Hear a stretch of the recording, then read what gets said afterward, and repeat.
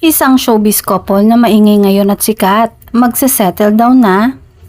Ang bilis ngang kumalat ng balitang naghahanap na daw ng future home si aktor. Sa kasalukuyan ay jowa niya, si magandang aktres. Pagkatapos nga daw ng hindi inaasahang nangyari sa pamilya ng kanyang girlfriend, ay nag-decide si aktor na i-postpone muna ang planong paghahanap ng future home. Future home na ang hinahanap, so ibig sabihin, may plano ng mag-settle down itong dalawa.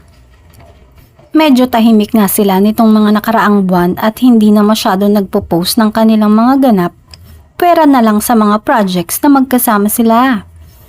Inamin din nila na mas gusto nilang gawing medyo private yung relationship nila at bilang lang ang mga ipopost sa social media. Kaya pala medyo nalimitahan ang pagpo-post ng dalawa sa kanilang mga kaganapan. Nakakatuwa naman dahil may plano na pala si aktor na pakasalan ng kanyang girlfriend at para na rin sa kanilang future.